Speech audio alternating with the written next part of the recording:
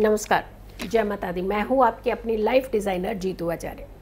विश्वकर्मा जन्म दिवस और साथ में अगर के हम संक्रांति की बात करते हैं, किसी खास संक्रांति के दिन विश्वकर्मा जन्म दिवस मनाया जाता है।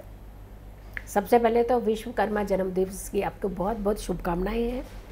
तो आपने इस वीडियो को बहुत ध्यान से देखना है, क्योंकि ये वीडियो एक तरह की जैसे नींव होती है ना, जिसके ऊपर बुनियाद टिकती है, ये उस तरह की वीडियो होगी। यानी विश्वकर्मा दिवस जो है बहुत ही ज़ोरों शोरों से मनाया जाता है और बहुत ही शुभता से मनाया जाता है। ये आश्विन संक्रांति में पड़ता है। अब आश्विन संक्रांति की बात करते हैं कि यानी सूर्य का जब जब राशि परिवर्तन होता है, दूसरी राशि में सूर्य जाते हैं, तो उसे संक्रांति के नाम से जाना जाता है और लगभग 1 महीना वो एक राशि में भ्रमण करते हैं। अब जब हम आश्विन संक्रांति की बात करते हैं तो सूर्य का जो राशि परिवर्तन यानी सिंह राशि से निकल करके स्वराशि में से निकल करके कन्या राशि में जाते हैं सूर्य, और कन्या राशि में सूर्य का जाना विश्वकर्मा दिवस यानी विश्वकर्मा जन्म दिवस के नाम से भी जाना जाता है इससे। और ये बहुत ही उत्तम संक्रांति मानी जाती है। यानी भले ही स्वराशि से निकल करके बुध की राशि में जाते हैं, ये कन्या वर्ग को बुध की यानी मरकरी की राशि होती है, लेकिन ये बदलाव बहुत शुभता का बदलाव माना जाता है। और ये कब जा रहे हैं, सूर्य कब प्रवेश कर रहे हैं? सूर्य का प्रवेश जो होगा वो 17 सितंबर को दोपहर को 1:30 पर ये भ्रमण करना शुरू कर देंगे अपनी कन्या राशि में, यानी अपनी राशि से निकल करके कन्या राशि में बुध की राशि में भ्रमण करेंगे और ये 1 महीना लगभग इसी राशि में ही रहेंगे। और ये जन्म दिवस की जब हम बात करते हैं, विश्वकर्मा जन्म दिवस की बात करते हैं, तो आश्विन संक्रांति पर मनाया जाता है जन्म दिवस। अब विश्वकर्मा की जब हम बात करते हैं तो कहते हैं भगवान शिव का त्रिशूल जो है वो विश्वकर्मा ने ही बनाया था। भगवान श्री कृष्ण की नगरी में भी बहुत सारी देवताओं की नगरियों का निर्माण, भवनों का निर्माण भी विश्वकर्मा ने ही किया था। तो ये पहले इंजीनियर कहे जाते हैं। ये विश्वकर्मा को इंजीनियर का दर्जा मिला है, यानी भवनों का निर्माण करना, देवताओं के भवनों का निर्माण करना और देवताओं के अस्त्र शस्त्र का निर्माण करना, ये भगवान विश्वकर्मा ने ही किया था। तो ये अपने आप में एक भगवान की उपाधि तक पहुंच जाते हैं, यानी देवताओं के साथ रह करके उनके भवनों के निर्माण करके उस उपाधि के नाम से इनको भी जाना जाता है। अब जब हम विश्वकर्मा भगवान की बात करते हैं, विश्वकर्मा पूजा की बात करते हैं, तो ये वो पूजा होती है, हमने कहा ना, नींव जिसके ऊपर बुनियाद खड़ी होती है। हम हर दिन काम करते हैं और खूब सारा काम करते हैं और काम के बल पर ही हम सफलता पाते हैं अपने जीवन में। लेकिन जिन चीज़ों का सहारा लेकर के हम अपने जीवन को आगे बढ़ाते हैं, कहीं ना कहीं उनसे हम थोड़ी सी नज़र चुका देते हैं, यानी भूल जाते हैं उन्हें। उनका भी अपना एक महत्व है। भगवान के हाथ, भोलेनाथ के हाथ में त्रिशूल का अपना महत्व है। हम त्रिशूल की पूजा करते हैं क्योंकि वो भगवान भोलेनाथ के हाथ में। लेकिन बनाया किसने?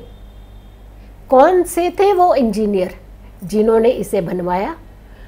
इन्होंने विश्वकर्मा की पूजा पर तो किन चीज़ों का हमें भी खास करके ध्यान रखना चाहिए? अस्त्र शस्त्र के दाता माने जाते हैं।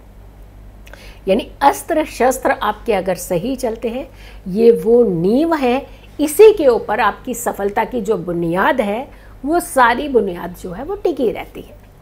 तो यानी एक दिन आपको भी विराम देना है अपने अस्त्र और शस्त्र का, जिस काम को भी आप करते हैं।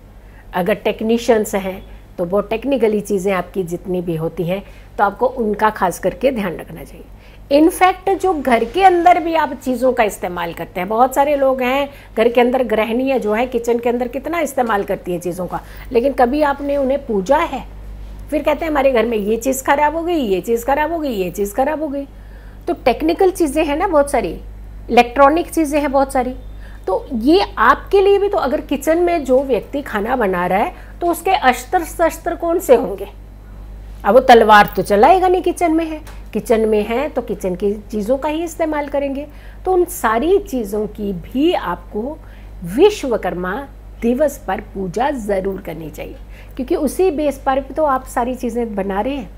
अब ज़रूरी नहीं है कि मशीन ही चलती है तो आप उसकी पूजा कर रहे हैं। अगर बहुत सारे लोग हैं कैमरा चलाते हैं तो कैमरा की पूजा करेंगे, लेकिन जो महिलाएं रोज़ मिक्सी चलाती हैं उसकी पूजा क्यों नहीं करेंगे आप?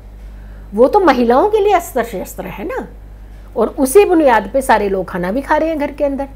तो वो भी तो इलेक्ट्रॉनिक चीज़ें हैं, वो महिलाओं के अस्त्र शस्त्र हैं। अब महिलाओं के अस्त्र शस्त्र और भी होते हैं वैसे, वो बेलन लेकर के भी पीछे पड़ती है, वो भी अस्त्र शस्त्र है।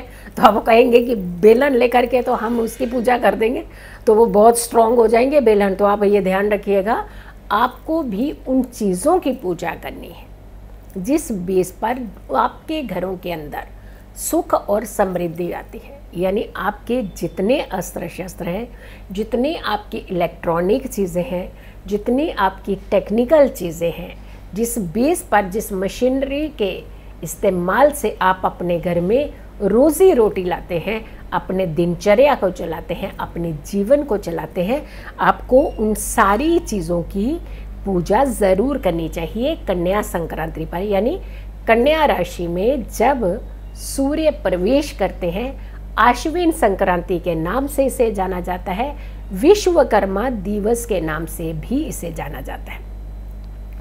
अब इस दिन और क्या क्या चीज़ें करनी चाहिए? इस दिन अपने पूर्वजों पितरों को याद करना चाहिए।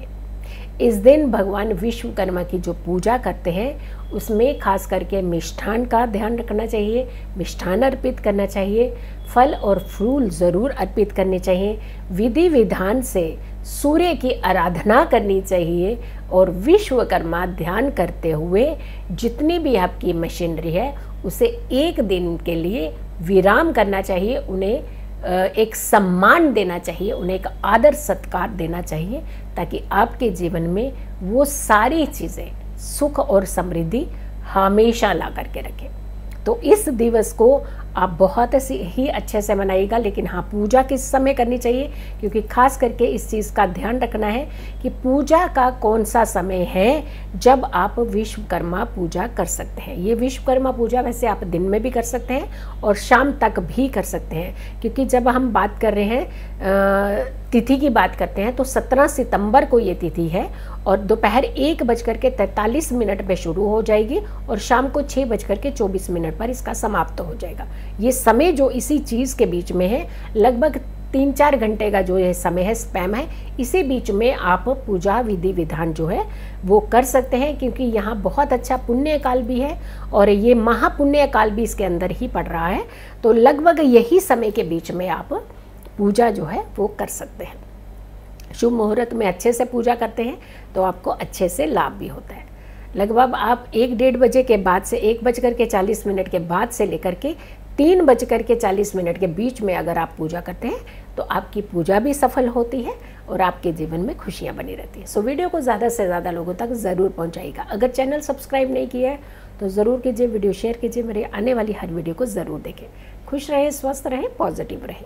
पॉजिटिव रहते हैं तो हर समस्या से हम दूर रहते हैं। जल्दी हाजिर होंगे एक अच्छी वीडियो के साथ। तब तक के लिए नमस्कार, जय माता दी।